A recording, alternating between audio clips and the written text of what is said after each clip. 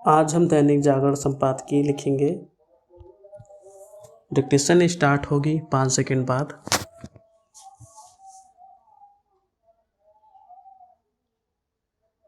Start.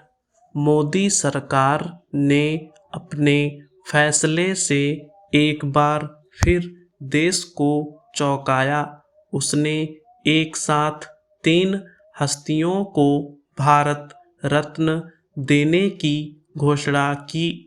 इस बार यह सर्वोच्च नागरिक सम्मान 2 पूर्व प्रधानमंत्रियों चौधरी चरण सिंह और पीवी नरसिंह राव के अतिरिक्त जाने माने कृषि विज्ञानी एवं हरित क्रांति के सूत्रधार एम.एस.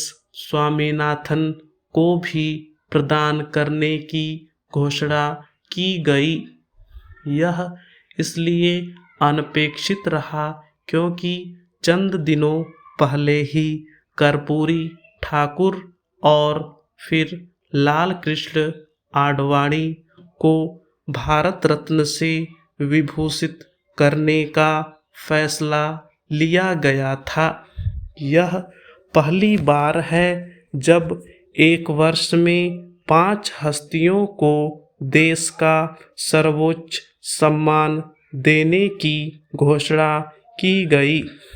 इस पर आश्चर्य नहीं कि 15 दिनों के अंदर 5 विभूतियों को भारत रत्न देने के फैसले के बाद इस तरह की मांग होने लगी है कि अमुक अमुक को भी यह सम्मान प्रदान किया जाना चाहिए।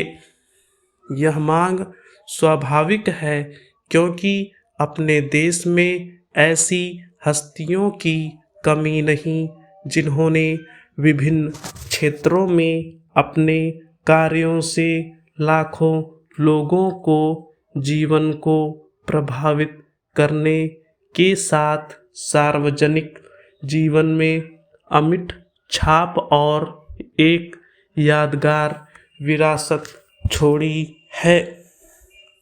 चूँकि मोदी सरकार ने यह प्रदर्शित किया है कि वह सम्मान प्रदान करने के मामले में अपनी राजनीतिक विचारधारा को आड़े नहीं आने देती और भिन्न विचार वाले दूसरे दलों के नेताओं को भी सम्मान देती है। इसलिए यह आस बढ़ी है कि आने वाले समय में उन हस्तियों को भी भारत रत्न से सम्मानित किया जाएगा जो इस सर्वोच्च नागरिक सम्मान की अधिकारी मानी जाती है।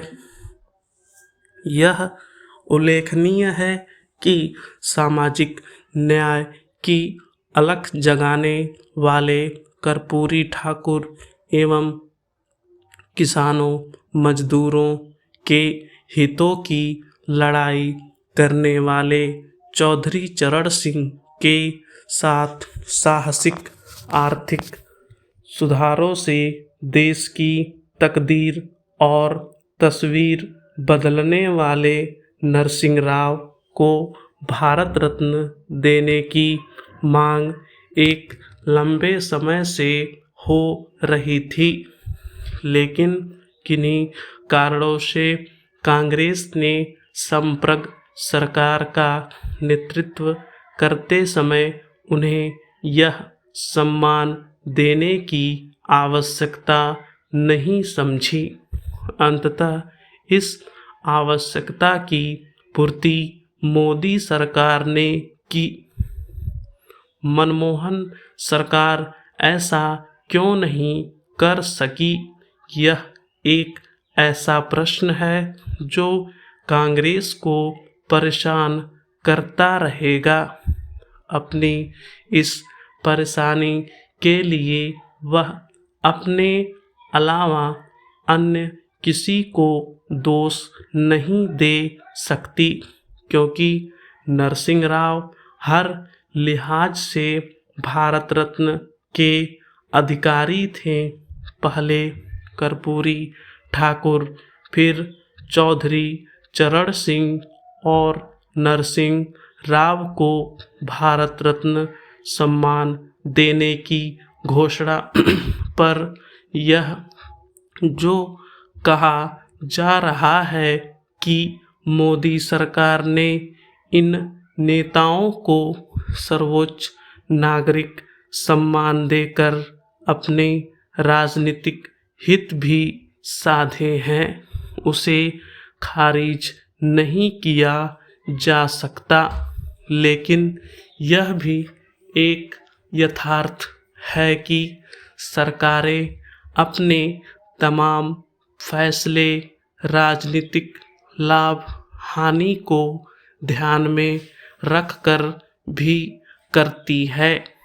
प्रश्न यह है कि जो काम मोदी सरकार ने किया वह अन्य सरकारें क्यों नहीं कर सकीं?